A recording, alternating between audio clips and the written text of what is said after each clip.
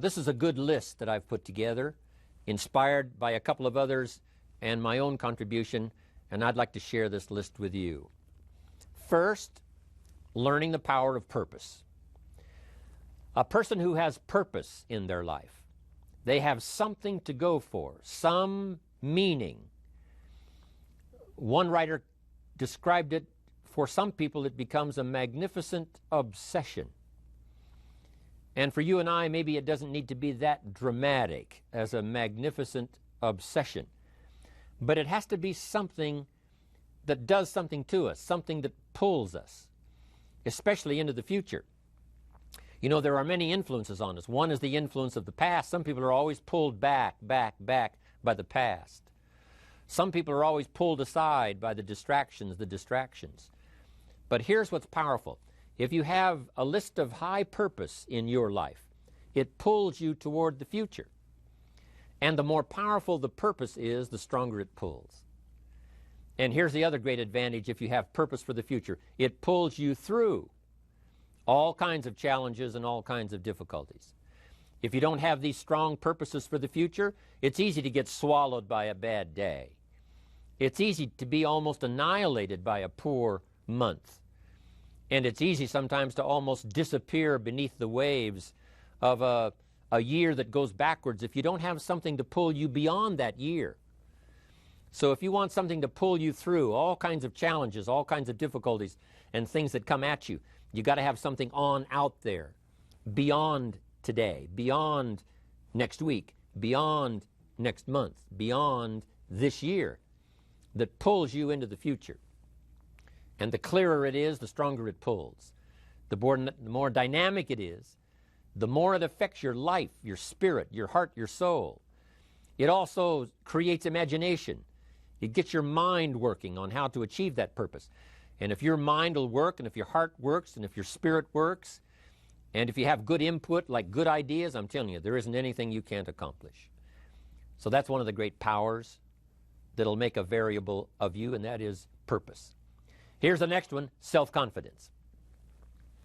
Where does self-confidence come from? And this is the best advice I can give you on that. Not neglecting, first of all, the small daily disciplines. Self-confidence really comes from feeling good about yourself. And one of the best ways to feel good about yourself is at the end of the day to know that you poured it on. You did your best.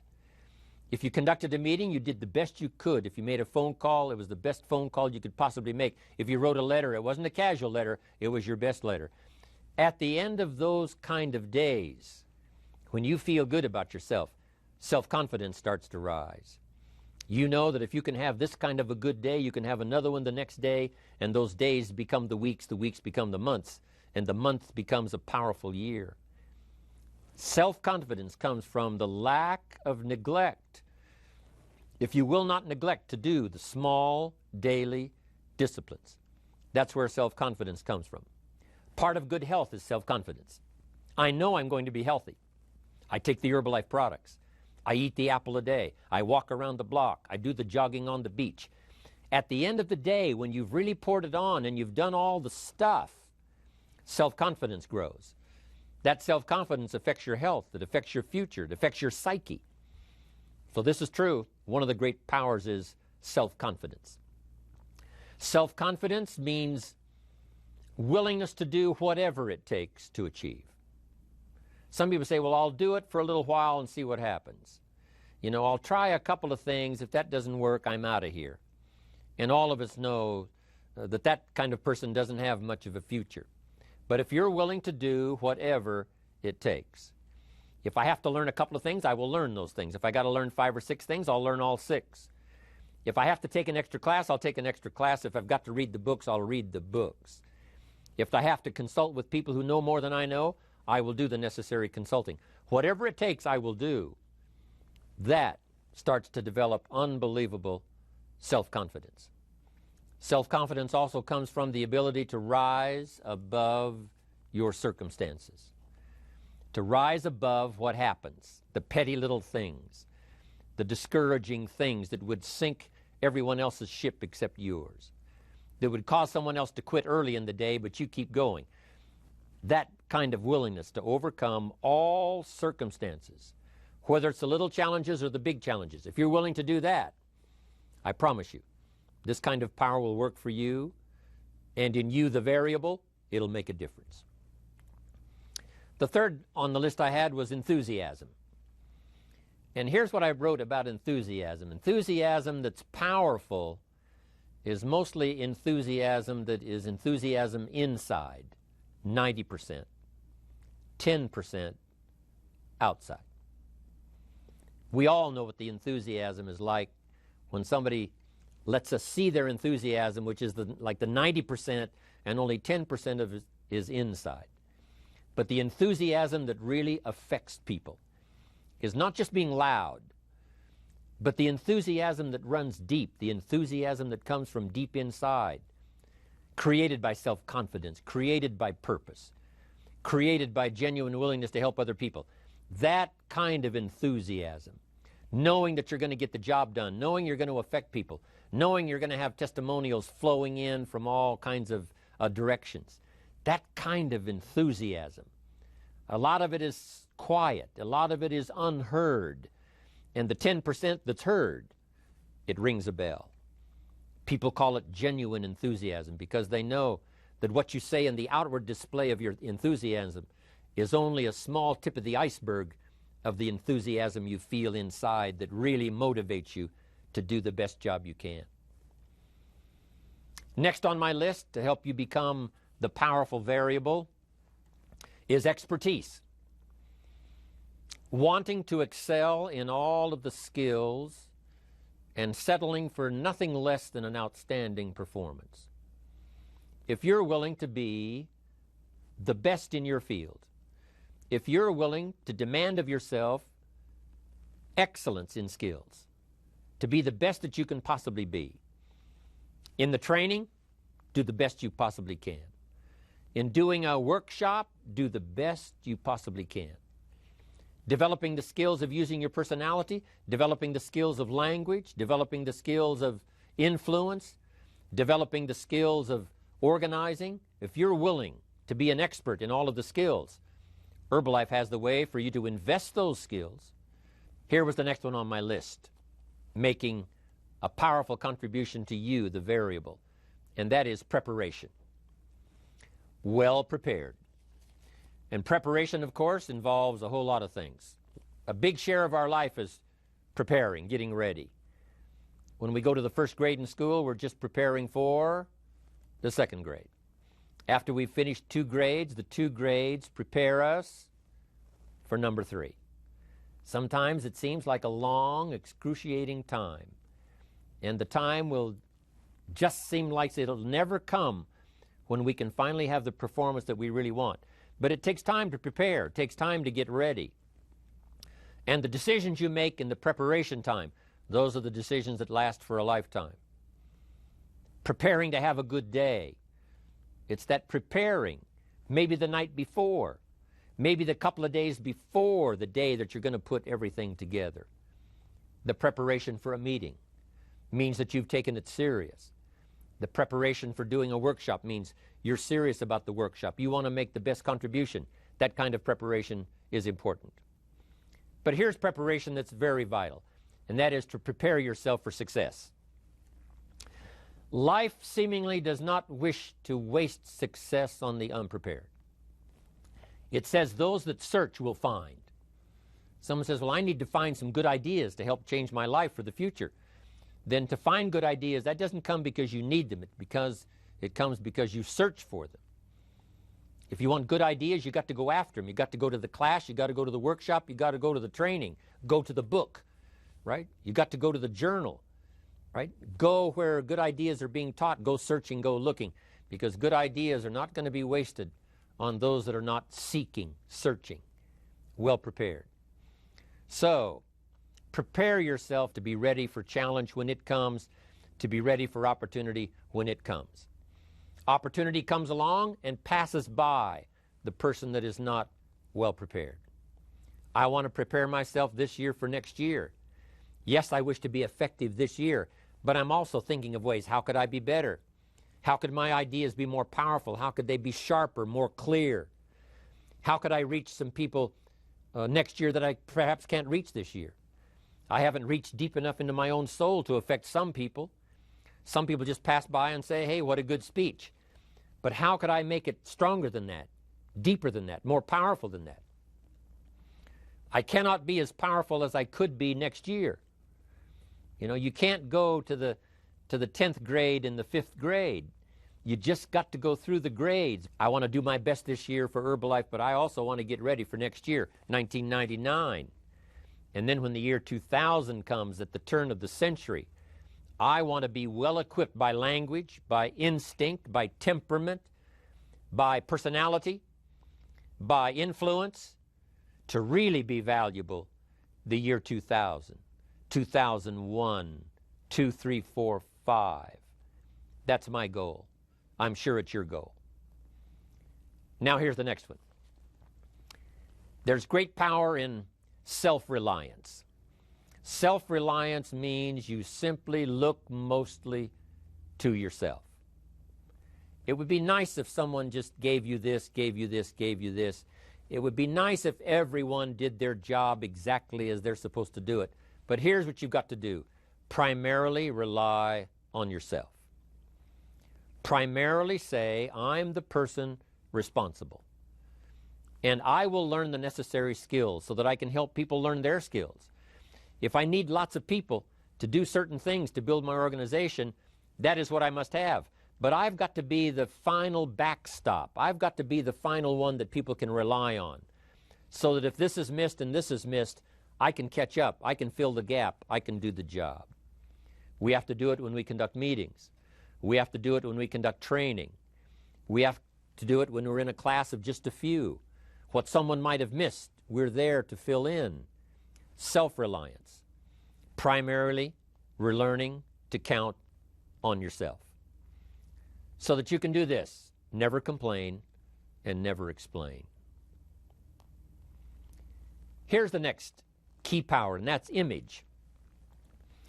There's many parts to image. The image that others see you as, the image you have with other people. And it's very important how other people see you. If they don't see you as a leader, chances are they won't pay attention. If they don't see you as being in control, chances are they won't have the trust. If they don't see you as knowing where you're going, what you want to accomplish, they probably won't follow. But if people can see you, if you have the image of someone that's in charge, in control of your life, your future, your destiny, in control of the situation, if they see that, that kind of image is powerful. It helps to win the day. It attracts other people. People want to be around people that are in control, that are powerful, but they know how to use their power. Influential, but they know how to use their influence. That kind of image is important. But here's a very important image, and that is your image of yourself. The way you dress, the way you talk, the way you think, your capacity for learning. All of that is an important image that you have of yourself. The image that you have that if it needs to be learned, you could learn it. If there's a book that needs to be mastered, you could master it. If there's a skill that needs to be learned, why couldn't you get busy now and learn that skill? That kind of self-image, that I am continually trying my best to be the best I can. Because one of the most important places you have to look is into the future, yes. You've got to look into the past, yes. You've got to look around, yes. But one of the most important places you have to look is in the mirror. You know, how I appear to other people, that's important. But how I appear to myself is the ultimate importance. That kind of image, to where you'll develop the self-confidence, you'll develop the self-reliance. Now here's another one in my rather short list. The next word is character. Becoming a person of high values, a person of principles, a person of honesty, a person that earns respect. That kind of character. It took character when Mark started to put the marketing system together. How can we have a system that will build in the integrity, that people will know that if this happens, then this will happen. And if this goes wrong, here's the way to fix it. Unless you have the principles and the character and the integrity to put together a viable plan for a wide variety of people, then the system is not going to last very long. And I've been around long enough, and I'm sure you have been around long enough to see a lot of systems that got started, but they failed. And the reason is because they were not constructed with integrity. They were not constructed with character. They were not constructed with doing the right thing. They might have been constructed to take advantage. Mark was involved when others took advantage of him all those years ago before Herbalife. When someone took advantage and didn't have the character, didn't have the principles, and didn't have the character to stay, the character to see it through, the character to do the right thing. So this is important, to develop the character within yourself, that people see you as honest, as fair, willing to do the right thing, willing to be helpful, but always willing to walk the center line, not to pass the line. When we come to an opportunity like Herbalife, especially multi-level network marketing, it is so dynamic, it is so powerful. Sometimes people want to speed up the process by cutting the corners, by neglecting to do the right things, to cheat a little here, cross the line just a little bit. If we'll have the integrity that Mark had when he started it and keep perpetuating that we will do the right thing by the marketing system, the right thing by a distributor who has a customer and they take care of that customer belongs to that distributor. That kind of integrity in the marketing system, the kind of integrity we have among each other, the kind of character we have to rely on each other, because here's what we cannot do. We cannot do this by ourselves. Mark's got to count on me. I've got to count on Mark. We've got to count on the president's team. The president's team has to count on the chairman's club for advice and counsel. We have to count on the millionaire team, the tabulator team, the world team. We've got to count on the distributor. We've got to count on the distributor giving the right message to the potential customer. We've got to count on the distributor giving wise counsel to the new recruit, teaching them the right way, the Herbalife way, the principled way, the character way. Vitally important. Building and developing your own character. Now here's another one. It's called self-discipline. Self-discipline, all of us have a challenge with that. Because sometimes it's easy, and especially if you're working hard, doing the best you can, it's easy sometimes to let up and let it go. But remember, so many people, especially now that we're as big as we are around the world, are counting on what we do. At home office, they have to be careful. They have to be disciplined. It's easy for the person who ships the product from Herbalife, says, oh, well, I'll wait until tomorrow to ship it.